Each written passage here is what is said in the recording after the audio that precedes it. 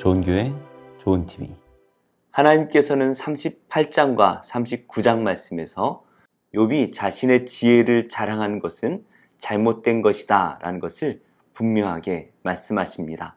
하나님 앞에서 욥이 가지고 있는 지혜라는 것은 아무것도 아닌 것이죠. 이어서 하나님께서는 욥이 하나님보다 자신이 더 의로운 것처럼 말을 하고 이 세상이 정의롭고 공의롭지 못하게 돌아가는 것에 대해서 불평하였던 것, 바로 그것에 대해서 하나님께서 욥에게 질문을 하십니다. 정말 하나님께서는 욥이 말한 것처럼 공의롭고 정의롭지 못한 그러한 하나님이실까요? 하나님께서는 무엇라 말씀하시는지 함께 말씀을 묵상하도록 하겠습니다. 그때 여호와께서 폭풍우 가운데서 욥에게 일러 말씀하시되 너는 대장부처럼 허리를 묶고 내가 네게 묻겠으니 내게 대답할지니라. 네가 내 공의를 부인하려느냐? 네 의를 세우려고 나를 악하다 하겠느냐? 네가 하나님처럼 능력이 있느냐? 하나님처럼 천둥소리를 내겠느냐?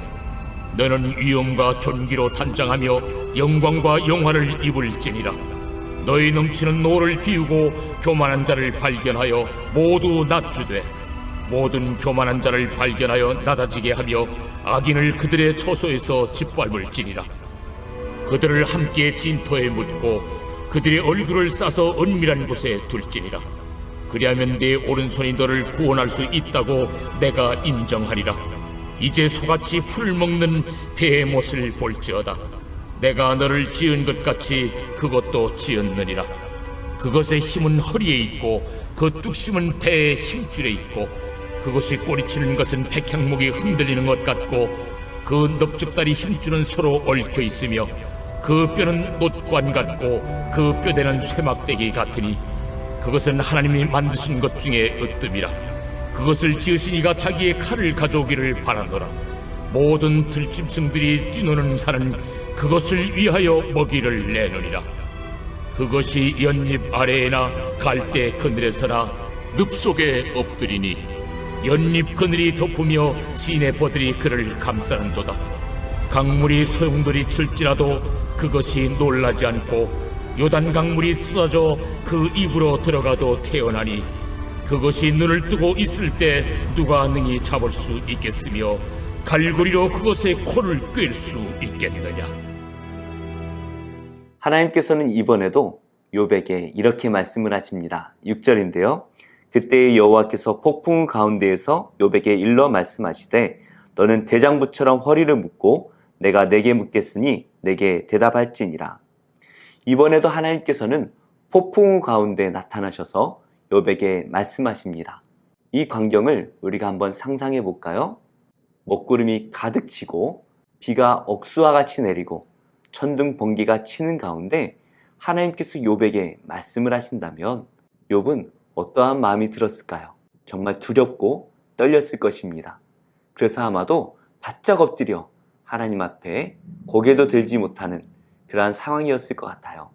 그러한 욥을 향하여 하나님께서는 대장부처럼 허리를 묶어라. 그리고 내가 너에게 묻는 질문에 대답해 보아라 말씀을 하십니다.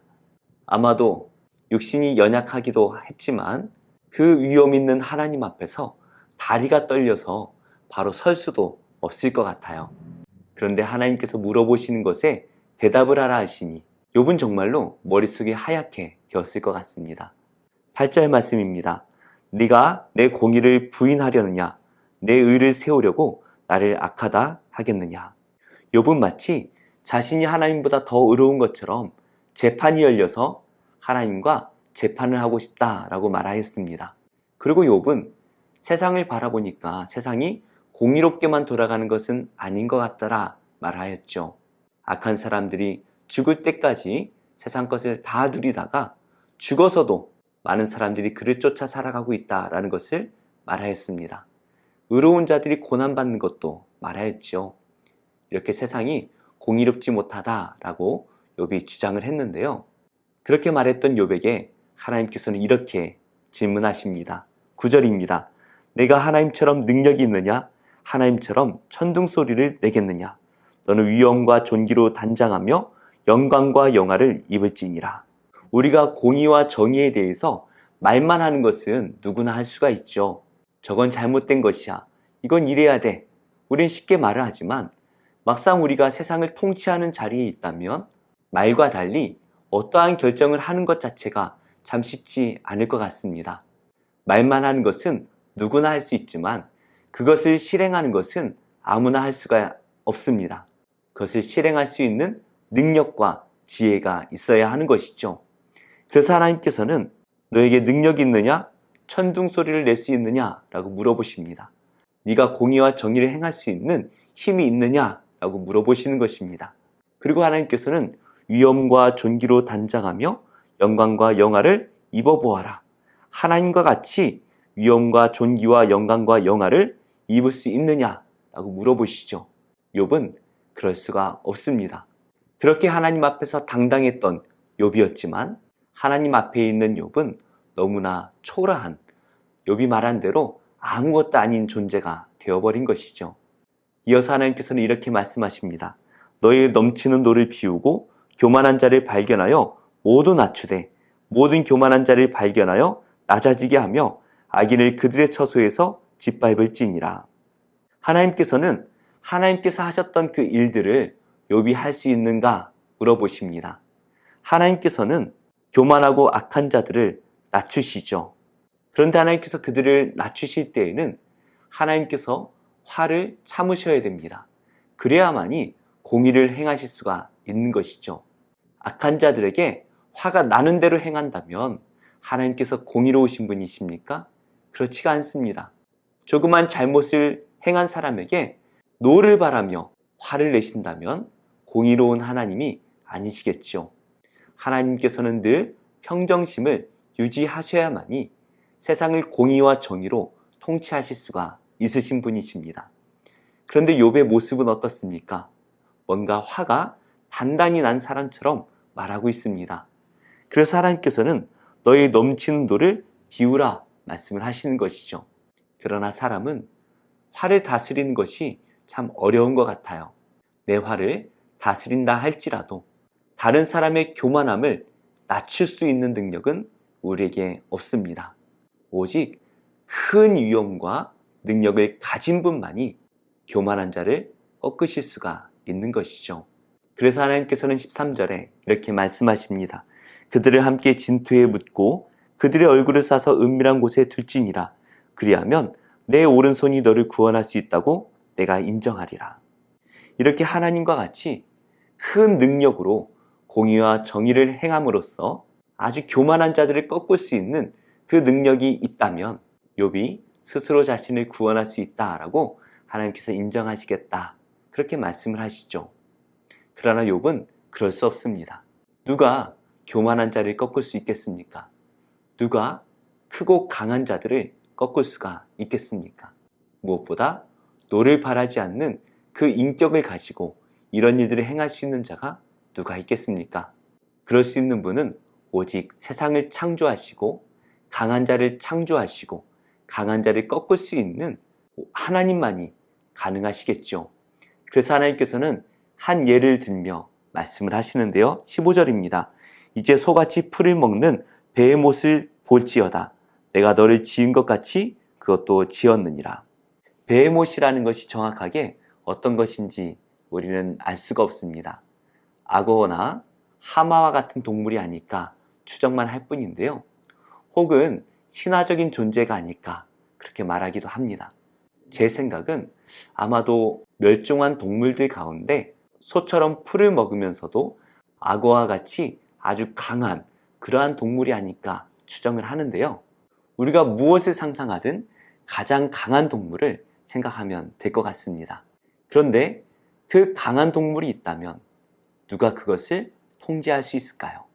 하나님께서는 그 베헤못의 특징에 대해서 말씀을 하시는데요. 19절 말씀 보니까 그것은 하나님이 만드신 것 중에 으뜸이다 라고 말씀을 하십니다. 아주 강하고 그 뼈는 놋관과 같고 그 뼈대는 쇠 막다기와 같아서 그것은 피조물들 가운데 가장 강력한 동물이다 라는 것을 말씀하십니다. 그래서 20절 말씀입니다. 모든 들짐승들이 뛰노는 산은 그것을 위하여 먹이를 내느니라. 그 큰 산마저도 이 배의 못을 위해서 먹을 것을 낸다라고 말씀을 하십니다. 그리고 23절입니다. 강물이 소용돌이 칠지라도 그것이 놀라지 않고 요단 강물이 쏟아져 그 입으로 들어가도 태어나니. 홍수가 나서 아주 큰 강물이 소용돌이 칠지라도 이 베헤못이라는 동물은 전혀 놀라지 않습니다.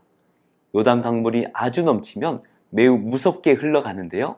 그 무서운 강물마저도 이 베헤못을 두렵게 만들지 못합니다. 그러나 이 베헤못을 누가 다스리고 있습니까? 하나님께서 다스리고 계시죠. 하나님께서는 공의와 정의를 말씀만으로 하시는 것이 아니라 실제로 그것들을 행하실 수 있는 능력이 있으신 분이십니다. 온 세상을 주관하시기에 세상을 공의와 정의로 통치할 수 있는 그러한 분이시죠. 사람 중에 어떠한 사람도 이 베헤못을 잡을 수 없지만, 그리고 다스릴 수 없지만 하나님께서는 하시는 분이십니다. 모든 사람들이 이 베헤못을 두려워하지만 하나님께서는 베헤못을 다스리시고 온 세상을 공의와 정의로 통치하고 계시죠. 그래서 세상은 하나님의 공의와 정의로 유지될 수가 있는 것입니다. 우리 인간에게 세상은 참으로 두려운 존재입니다. 세상이 우리를 힘들게 만들면 우리는 무너져 버리고 절대로 내가 할 수 없다, 내 힘으로는 이것을 이겨낼 수 없다라고 좌절할 때가 많이 있죠. 우리 하나님께서는 능력 있으신 분이시기에 우리는 할 수 없는 이 일들을 능히 감당하고도 남으시는 분이시죠. 그래서 고난이 우리를 좌절하게 만든다 할지라도 하나님께서는 능히 이 고난까지도 하나님의 공의와 정의로 다스리십니다.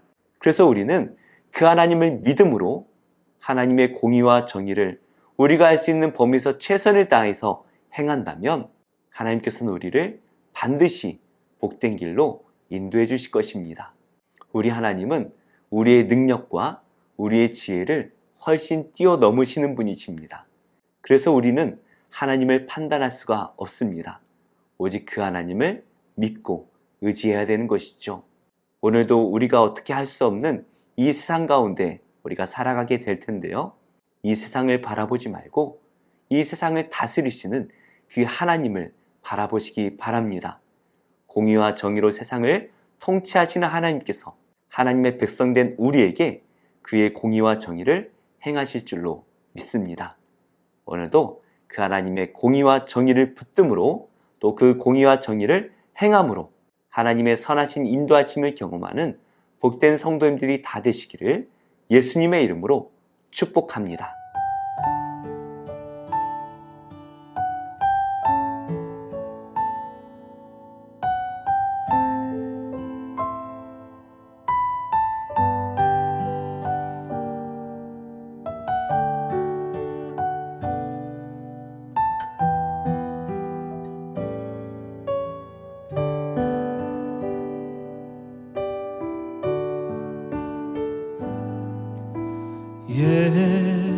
예수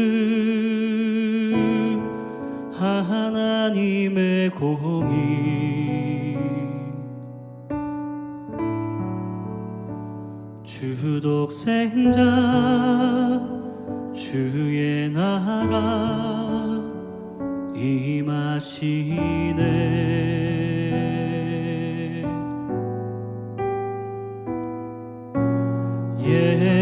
예수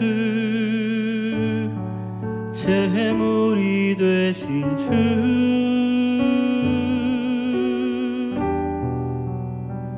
영광 중에 그의 나라 임하시네